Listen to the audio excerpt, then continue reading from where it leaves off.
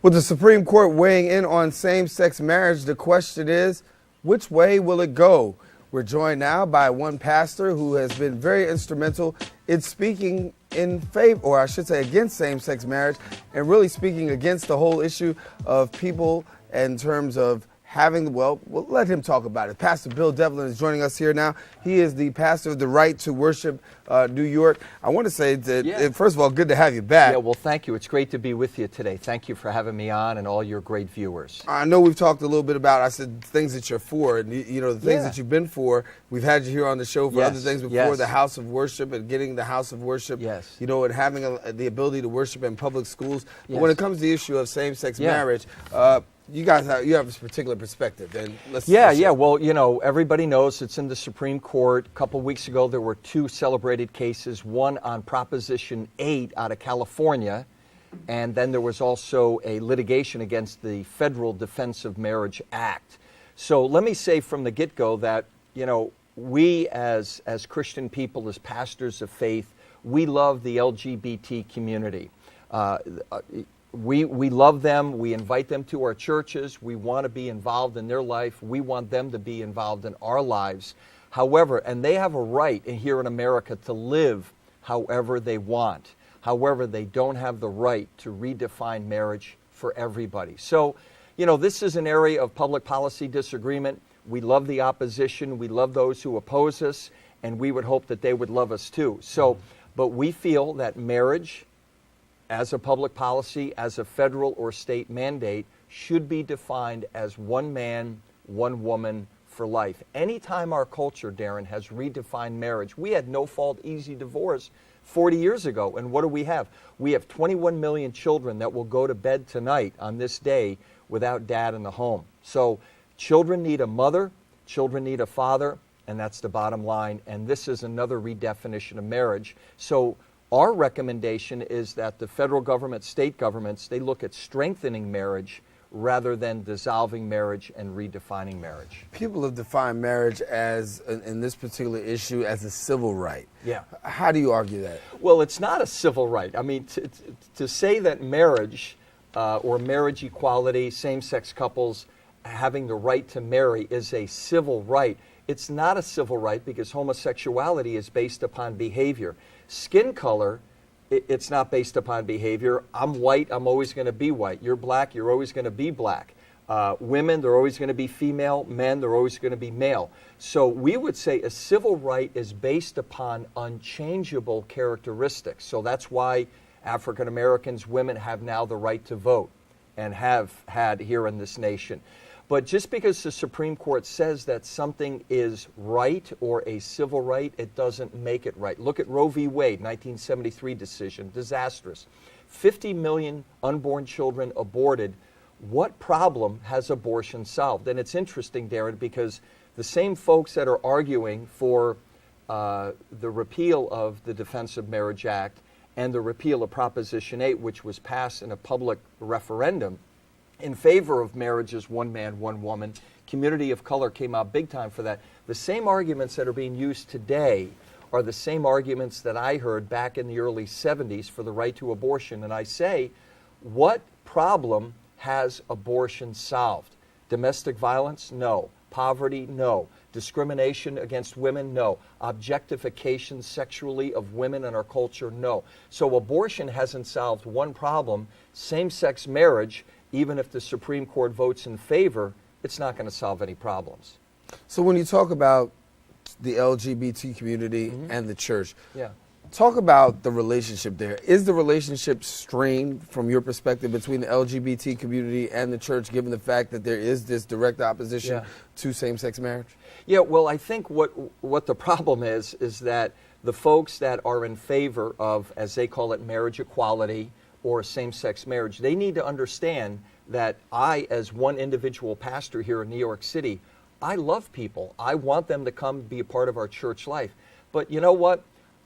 I don't agree with everything my wife does, and we've been married 33 years. So here's a point of disagreement, and let me say that every church in New York City, regardless of denomination or faith, open up their doors to the LGBT community, and we welcome them. And so this is not an issue about, well, we disagree or we don't like the people. I've now been engaged in this discussion for 25 years. That's a long time, since about 1988. And I've always pursued people in the LGBT community, sat down with them, have had dinner with them, been in their homes, they've been in my homes. We've had great times together. I've gone to their banquets. So this is not an issue of we don't like you, or it's just we think it's a bad public policy decision to have same-sex marriage. We think on a cultural level it's a bad decision. Why? And here's the bottom line.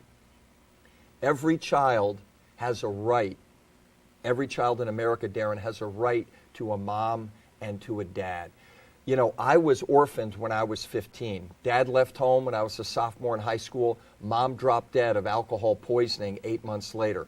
So I'm from a no-parent home, and I had to wrestle through that as a young man and even as an adult man coming out of a no-parent home. So I want to say we talk about gay rights, lesbian rights, bisexual rights, transgendered, transvestite rights. Where are people talking about children's rights? That children have a right for gender identity purposes. They have a right to a mom in the home, emotionally connected, physically present. They have a right to a dad, emotionally connected, physically present. Not everybody's going to have that. I didn't have that, but yet that's the goal we need to seek. One man, one woman for life. And again, you know, my LGBT friends say heterosexuals have destroyed the institution of marriage. I totally agree with that. Because of no-fault, easy divorce, in New York State and in other states, it's easier to break up a marriage than it is a business relationship. That's a crime. Well, I'll take a quick break and come back with more with Pastor Bill Devlin. He's talking about the same-sex marriage issue that is before the Supreme Court. We'll be right back right after this.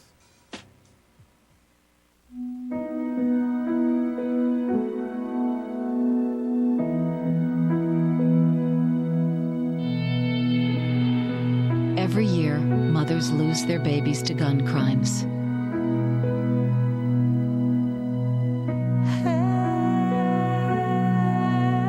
You'll always be your mother's baby. So before you commit a gun crime, think about who you'll leave behind. Gun crimes hit home.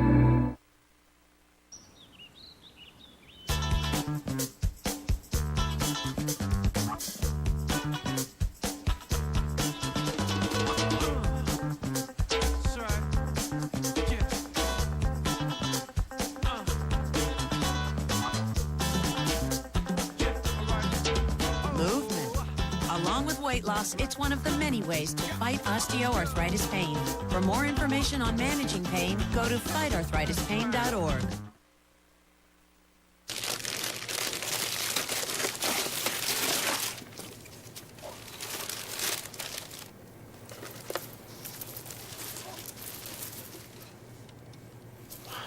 I remember how much you said you liked wine.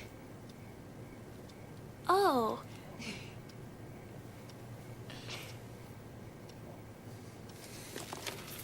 You don't have to be perfect to be a perfect parent.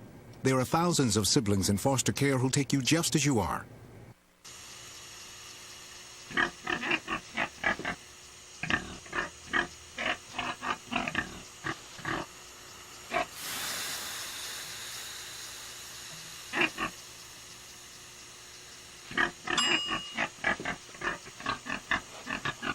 Cook foods to the right temperature using a food thermometer. 3,000 Americans will die from food poisoning this year. Keep your family safer. Check your steps at foodsafety.gov. Continuing our conversation with Pastor Bill Devlin of the Right to Worship. He's co-chair of Right to Worship New York, and he's here with us, and we're talking about the whole issue of same-sex marriage. And before the break, we were talking about, you know, the one man, one woman concept, and the fact that people are, you know, in the church are very adamant about it's marriage, it's a right, it's a sacrament that's ordained by God. But you have somebody on the other side that says, listen, Pastor, understand this. You can't legislate morality. To that you say what? Well, we legislate morality all the time. The fact that we have, and this is how basic it is, Darren, the fact that we have stop signs and red and green and yellow lights on our streets here in New York City, that says you must stop. If it's a red light, you got to stop. If it's a stop sign, you got to stop. If it's a yield sign, you have to yield. So that is basically legislating morality. We legislate morality all the time. Think about this. For almost 300 years here in America, we have had marriage defined as one man, one woman. Now everybody wants to redefine that. Think about this. We have said that at age 18, that's when young men, young women become an adult. Our entire criminal justice system is based upon the age of 18. That's legislating morality. So we legislate morality all the time. We can't kill people. You can't kill people. If you get caught with it, you're going to go to prison. You can't rob people. You can't do this. You can't do that. So our whole system of laws, whether they're traffic laws or criminal justice laws, are based upon morality. And there's a reason why marriage has been defined in this country, and by the way, for the last 6,000 years, in every culture, in every color, every nation, every ethnicity has defined marriage as between one man and one woman. There's been some aberration in some countries, but for the most part, those that have had the aberration, that culture is no longer around. So for 6,000 years, every color, every ethnicity, every culture, every nation has defined marriage as between one man and one woman. Why? We need to ask the question, why? It's because it's in the best interest of the child, the children that come as a result of that marriage. And if there are no children, it's in the best interest of the man and woman. Marriage was defined by God and also by civil society to, interestingly enough, domesticate men and also to protect women. That's why we have marriage on a civil level here. And that's why marriage is best as defined as between a man and a woman, for the interest of the man in the marriage, the woman in the marriage, and the child or children that may come out of that marriage. Now, listen, we hear this all the time. There's a separation between church and state. Sure. Why not let the state do what the state wants to do? Yep. And let the church do what the church wants to do, and we can just stay separate. Y'all don't have to be involved in the legal legal mumbo jumbo. You can just do what you need to do in the church and stay right there. You say what? I say to that people, that if GLBT people want to live together, they've been able to do that for thousands of years. What they're asking us to do is to change the entire culture, change the entire society, change the definition, and people like myself are saying no. So that's why this is at the level of public policy. And we say gays, lesbians, transgenders, bisexuals, they have the right to live any way they want, but don't ram your definition of marriage down the throats of the majority of American people. So pushing the envelope a little bit further. Yeah. Now they're going to say, listen, you're a pastor of a church. We've given you the authority to say, no, you don't have to do it. So given the fact that we've told you that you don't have to perform these marriages in the church, why are you still challenging? Well, still challenging. In fact, I sued the city of Philadelphia now about 15 years ago. It's a famous case, Devlin versus the city of Philadelphia. It was litigated all the way up to the PA Supreme Court. Again, we need to tell the entire nation and the entire state, all 50 states, marriage is best as defined between a man and a woman. And that's why I go back to the no-fault, easy divorce laws of 43 years ago, when every state began to say, okay, great, because there's problems in marriage, we now need to say you can get a divorce for $299. If you look back upon the history of that, it's disastrous. So as an individual, as a citizen of the U.S., as a citizen of New York, I'm standing up and saying to my LGBT friends, to the politicians, to the elected officials, to the cultural gatekeepers, let's keep marriage as defined between a man and a woman. Why? And here's the answer to your question, because it's in the best interest of children and of the man and the woman involved in that relationship. And certainly, as a pastor, I have the ability to marry or to not to marry people. However, we need to say to our culture, and again, I'm just one voice, I am saying to the culture, to the elected officials, to the public policy makers, let's not redefine marriage because we're dumbing down marriage. What's to say if I want to come up, or somebody wants to come up and say, you know, I really love my cousin, or I love a relative. What prevents me from marrying my cousin or marrying a sibling? What prevents me from, here's polygamy. What prevents a man, which is now outlawed in the U.S., what prevents a man from saying, you know what? And now with the incursion of other faiths or the influx of other faiths here in America, what's to say that there won't be a rising up to say, well, I want to have 2 or 3 wives? What's to prevent them from saying, I want to have a couple of wives, or a woman saying, I want to be involved in what's called a polyamorous relationship? And people always say, oh, that's never going to happen. But look at where our culture has come in the last 10 years. Now we want marriage defined as between 2 men or 2 women. Where's it going to go to from here? One of the Supreme Court justices made a comment talking about the issue of procreation, having heterosexuals who can't procreate, given the fact that marriage was supposed to be this institution that is supposed to bring about procreation, given the fact, what if you have 2 individuals in the home who can't procreate? Here's a situation where you have, a gay and a lesbian couple, and they can't procreate. Isn't that of equality? I think that's kind of like what was being said.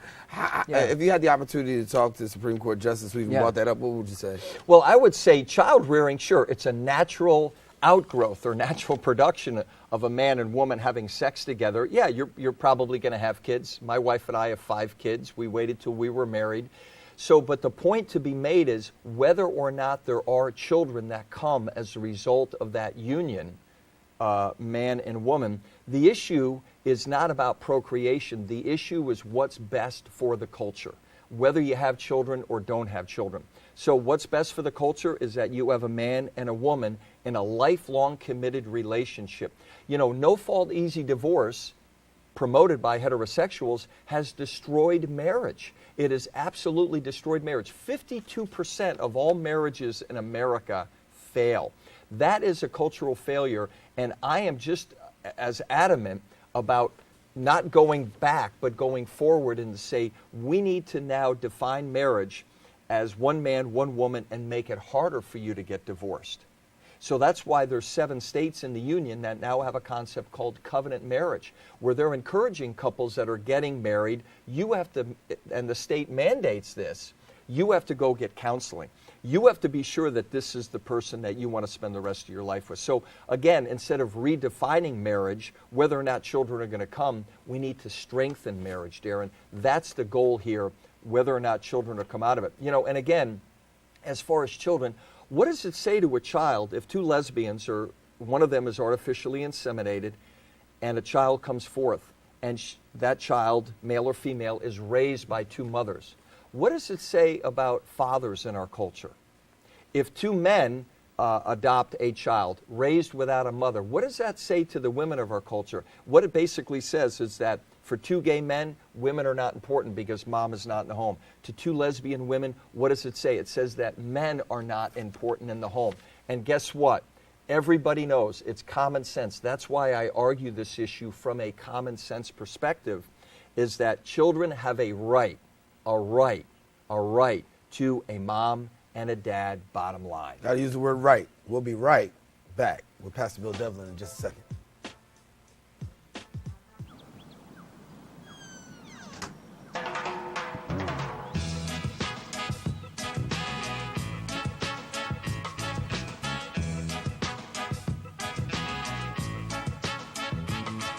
Hands can do incredible things. Now they can even help save a life with hands-only CPR. If you see an adult suddenly collapse, just call 911, then push hard and fast in the center of the chest until help arrives. Learn more at handsonlycpr.org. So here are the keys. Congratulations, it's officially yours. I'm sure you'll have many happy years here. Except for you, because you'll be gone 3 years from now, struck down by the same disease that got your father. So you won't be around for them. And sadly, it could have been detected early with a simple test, but you didn't have it. Okay, who wants to check out the backyard? For a list of tests every man should have, go to ahrq.gov. Did you find the flashlight and the batteries? Yes. Did you make sure we're not missing anything in the first aid kit? Yep. Did you go through the plan with the kids again? Yes. The more you prepare today, the more you'll be able to reduce the devastating effects of a tornado, an earthquake, a power outage, or any other disaster. How you doing? I just want regular, no sugar today. You got it. Thanks. Hello. Hi. Did you eat that whole thing today? Yeah. Yeah. That's... Hi, how you doing? She's getting big, huh? Good. Yeah, she is big. Great haircut. Yeah. Yeah, looks cute. Well, let's go. Nice to see you. Thanks a lot. If only child abuse were this easy to recognize. If you even suspect abuse, call 1-800-4-A-CHILD. All calls are anonymous and confidential. Trust your instincts. Pastor Bill Devlin here with us. We are continuing our conversation on perspectives, talking about the issue of same-sex marriage. It is up before the courts in Washington, D.C. Pastor, from what you're hearing, the questions that are being asked, or the statements that are coming forward, are you optimistic that the Supreme Court will rule in your favor? Well, that's a great question. I don't have my crystal ball with me. It's cracked and broken. And everybody, of course, has their prognostications about what will happen. And let me say that as I work particularly amongst the community of color, African American, Latino, Latina churches, their hope is it will not pass. Because again, they feel, the community of color, particularly pastors of color, they feel that they've been co-opted by this whole discussion that, wait a minute, marriage is a civil right? Wait a minute, we won civil rights. Thank God for Dr. King. Thankful for the others that have promoted civil rights for African Americans. So it's different because homosexuality and gay marriage is based upon behavior. So my hope is that the Supreme Court will have an epiphany. They will have a revolution in their heads, and it's going to be a close vote. Whether it's in favor of same-sex marriage or against, it's going to break down 5-4. But my hope is they'll see the light of day, they'll see the damage that same-sex marriage will do to our culture, and they'll be about strengthening marriage rather than redefining marriage. So I think on both those cases, both the Proposition 8 and Defense of Marriage Act, I'm hoping that 5-4 will go in the way of strengthening and not redefining and dumbing down marriage. Put on a little bit of a political hat here for a second. Yeah. With the president saying basically he's in favor and how he's evolved. Yeah. How much do you think that's going to have an influence? Do you believe that's going to have an influence in the court? Yeah, well, you see, now everybody is getting on the same-sex marriage bandwagon. Just a couple of days ago, Senator Bob Casey from Pennsylvania. Prior to that, Senator Rob Portman, a Republican, was supposedly thinking about running as vice president with Romney. So all these guys, I mean, where were they 20 years ago? And so now that they appear to have the culture on their side, they're jumping on the bandwagon. That's like the Roman emperor saying, find out where the people are going so I may lead them. That is not leadership. So I think that the president, all these senators and cultural leaders that are in favor of same-sex marriage, I think they're going the wrong way. And, you know, just because if the Supreme Court, Darren, says it's correct or right, it doesn't mean it's right. Look at the Dred Scott decision of 1857 that said that African Americans only are 2/3 of a person. Supreme Court wasn't right then. Supreme Court wasn't right in Roe v. Wade, 1973. Supreme Court wasn't right in the Hardwick case about 12 years ago. Endorsing sexual activity between same-sex partners. So the Supreme Court has been wrong in the past, particularly related to civil rights for the unborn and for African Americans. I hope that the Supreme Court holds fast, does not drink the Kool-Aid, and they will vote in favor of strengthening marriage. If it doesn't go your way, where do you go from here? Well, I think if it doesn't go our way, we'll continue to promote marriage as between one man and one woman. And I always say, even if I'm the last man standing, and it's just me and God, and we believe that marriage is between one man and one woman, that's fine, because God doesn't do polling. And whatever it says in the good book is right, and the good book does say that marriage is between a man and a woman. We'll continue to love those that are against us. We'll love the opposition. We are not homophobic. We are homophilic. We love those who oppose us. That's what Jesus did, and so we're going to continue to go in that vein. Do you think that with all that's being done right now, both sides ending up in court, that there's going to be this faction or this friction between the LGBT community and the church worldwide? Well, I hope not. I mean, I hope that as a result of being on Perspectives today, and I've done hundreds of interviews related to the redefinition of marriage, I hope people see the sincerity of my own life. And if I, as one individual, one pastor, one follower of Jesus, if I can be a catalyst, Darren, a stimulus to say that the Church of Jesus Christ loves the LGBT community, and I'm talking hardcore, straight up, raw and uncooked, that we say that we love them and we mean it, then they'll see that, hey, he's a friend. We disagree on an issue of public policy. You know, when you look at who's cared for HIV/AIDS people infected with that virus over the last 30 years, it's been the church. The church has started. You look at what Mother Teresa has done in India. All over the world, the church has been that vessel, that organism that has basically said, we're going to take care of the people that have been rejected by culture. And so here in America, here in foreign countries where I travel, I just got back from the Mideast, it's the Church of Jesus Christ that are taking care of the people who are deathly sick from a behavioral virus. Mm-hmm. So we'll definitely continue to follow. Yes. And we'll have to have you back to get more of Okay. your comments as the Supreme Court continues to evolve in their decision. And when the decision comes down, of course, we'll have you come back and give your reaction to it. All right, good. Thanks All so right. much. God bless you and your Bless you. listeners. Thank there. you so much. Thanks. Pastor Bill Devlin here with us and sharing on the whole issue of same-sex marriage. It is an issue that's being hotly discussed in Washington, D.C. We get perspectives from both sides, and coming up soon, you will be hearing from the LGBT community in regards to the issue of same-sex marriage and why they feel it's important that marriage should be instituted for them. We've heard Pastor Bill Devlin. Of course, we'll hear from the other side in the time to come. I want to thank you, the viewer, for tuning in, and be sure to watch Perspectives. You can check us out on Facebook. You can also hit us up on Twitter. You'll be able to find out about past episodes of our show. Also, you'll be able to comment and let us know what you think. And for all of us here on the Set of Perspectives, I'm Darren Jaime. Saying until the next time we meet, stay safe, share your perspective with somebody else. It just might make a difference in their life. Take care.